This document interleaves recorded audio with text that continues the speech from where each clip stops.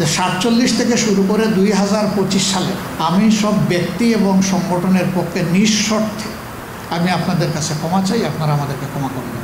বিনা শর্তে মাপ চাইলাম, কোনো শর্তও দিলাম না। জামাতে ইসলামীর দ্বারা কেউ যদি কোনো কষ্ট পান, কারো ধরে কোনো ক্ষতি হয়ে থাকে, আমি সব ব্যক্তি এবং সংগঠনের পক্ষে নিঃশর্তে আমি আপনাদের কাছে ক্ষমা চাই, আপনারা আমাদেরকে ক্ষমা করবেন। আজকের দিন পর্যন্ত আমরা ভুল করি না, এই কথা বলবো কীভাবে? আমরা মানুষ, আমাদের সংগঠন একটা মানুষের সংগঠন।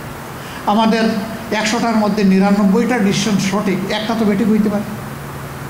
সেই বেঠিক একটা ডিসিশনের জন্য আমার জাতির তো কোনো ক্ষতি হতে পারে। তাহলে সেই ক্ষেত্রে আমার কোনো ডিসিশনে জাতির ক্ষতি হলে আমার মাপ চাইতে অসুবিধা হতে থাকে। এখন মাপ চাওয়ার পরে বলে যে এই ল্যাঙ্গুয়েজ চাইলে হবে না, ওই ল্যাঙ্গুয়েজে চাইতে হবে। আরে বাবা, এই আরেকজন বিনা শর্তে মাপ চাইলাম, কোনো শর্তও দিলাম না, তারপর আর বাকি থাকলো কোনটা, এটা তো বুঝি না। আজকে আবার একদম প্রকাশ্যে বলে গেলাম যে 47 থেকে শুরু করে 2025 সালে আজকে কত 22শে অক্টোবরের এখন কয়টা বাজে? এই যে এখানকার টাইম 8টা 11 মিনিট। এই পর্যন্ত আমাদের দ্বারা যে যেখানে যত কষ্ট পেয়েছেন, আমরা বিনা শর্তে যারা কষ্ট পেয়েছেন তাদের কাছে মাপ চাই। এটা গোটা জাতি হইলেও চাই, ব্যক্তি হইলেও চাই, কোনো অসুবিধা নেই। আমি এই কথা জীবনে বলি নাই, আমার কোনো সহকর্মী বলেন নাই, আমাদের সিনিয়র যারা ছিলেন তারা বলেন নাই যে আমরা সকল ভুলের ঊর্ধ্বে।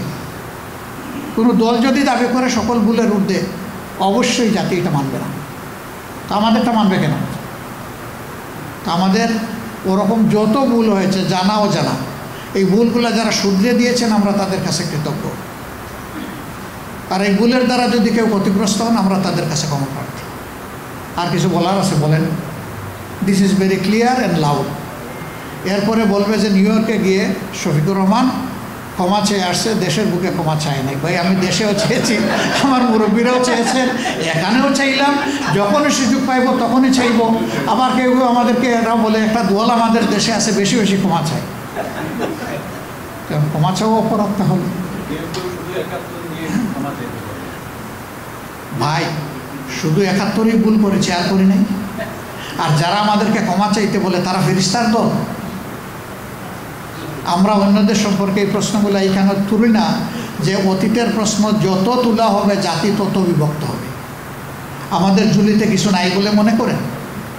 প্রশ্ন তোলার বহু কিছু আমাদের ঝুলিতে আছে।